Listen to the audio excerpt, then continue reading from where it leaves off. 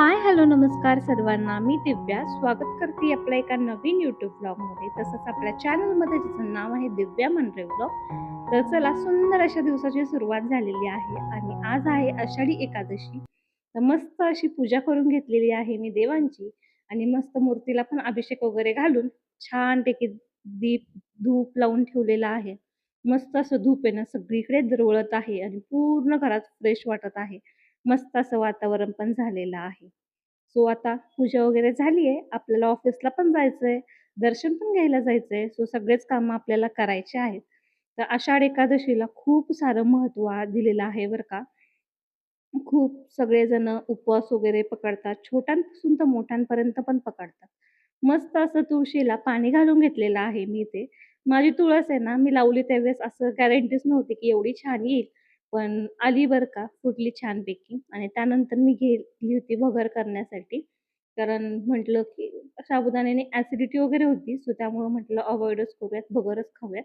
मग संध्याकाळी बघूयात साबुदाणा वगैरे. तर मस्त अशी भगर चालू होती माझी करण्याचं काम. तर आता फराळाचं करायचं म्हटलं, की प्रत्येकाच्या घरात कधी साबुदाणा वडा, खिचडी, रताळ्याचे चिप्स वगैरे भरपूर असं काही-काही बनतं आणि ते आमच्या पण घरात बनतं. पण आज जरा टाईम नसल्यामुळं थोडंसं सगळ्या गोष्टी मॅनेज करायला लागतात. जॉब आणि घरचं सांभाळायचं म्हटलं, की सगळ्याच गोष्टींना थोडीशी तारेवरची कसरत असते आणि त्या गोष्टी केल्याशिवाय पण पर्याय नसतो. तर इकडं व्लॉग शूट करता-करता माझी इकडे भगर पण चालू होती. आणि आहे ना, मी शेंगदाण्याचे लाडू पण बनवलेले आहेत. सो म्हटलं, की चला त्याच्या आधीच बनवले होते मी. कारण की म्हटलं कंटिन्यू थोडंसं खाण्यात चव. कारण की थोडंफार असं प्रोटीन आपल्या पण शरीरात गेलं पाहिजे. जेणेकरून आपल्याला पण राहू आणि एनर्जी पण राहते आपल्याला. तर शेंगदाणा आणि गुळाचे लाडू केलेले होते मी आधीच. मग तेच उपवासाला पण खाऊयात म्हटलं. आणि एकटी असल्यामुळे मी सकाळी मग भगरच करून टाकली. यांना नाही आवडत. तर म्हटलं संध्याकाळी साबुदाण्याची खिचडी करूयात आपण मस्तपैकी.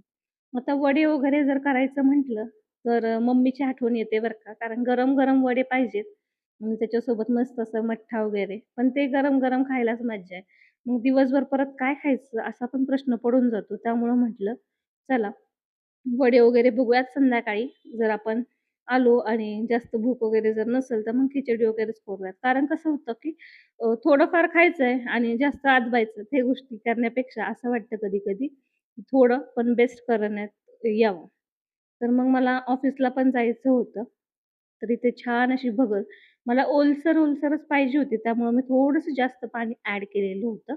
आता ज्याला थोडीशी अशी सुकी-सुकी पाहिजे, थोडं कमी पाणी पण ॲड करतं. पण मी थोडी पातळ पाहिजे होती. कारण दुपारी टिफिनमध्ये ती भगर आहे ना, पूर्ण अशी घट्ट होऊन जाते. मग ती आहे ना, नरड्याच्या खाली पण उतरायचं घास निघतच नाही. मग मी त्यासाठी छान अशी थोडी पातळच भगर केली होती. परत थोडीशी शिजल्याच्या नंतर पण मी पाणी ॲड केलं होतं. जेणेकरून मग दिवसभर टिफिनमध्ये ती अशी थोडीशी मऊ राहील.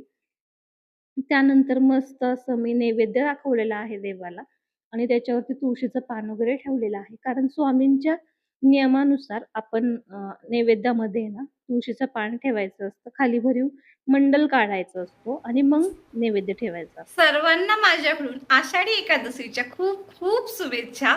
विठ्ठल आणि रुक्माईची कृपा आपल्या सर्वांवर कायम अशीच राहू द्या. भरघोस असं आशीर्वाद त्यांच्याकडून आपल्याला मिळूयात आणि विठ्ठल रुक्माई सारखीच प्रत्येकाची जोडी आयुष्यात असावी असंच मला वाटतं.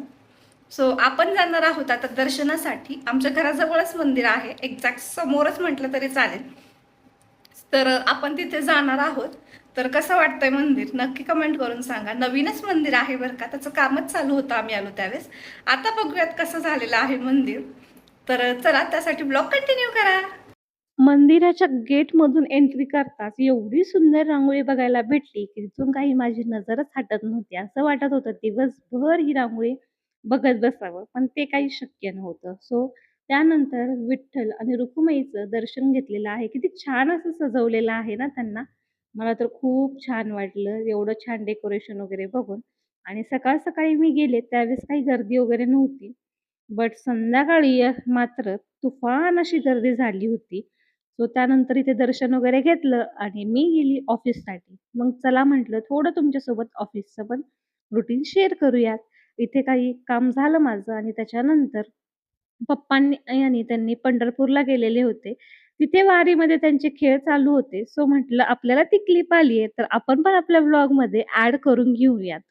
आणि संध्याकाळी जेवण वगैरे झालं मस्तपैकी आणि व्ह्यू बघा ना, काय सुंदर वाटत आहे.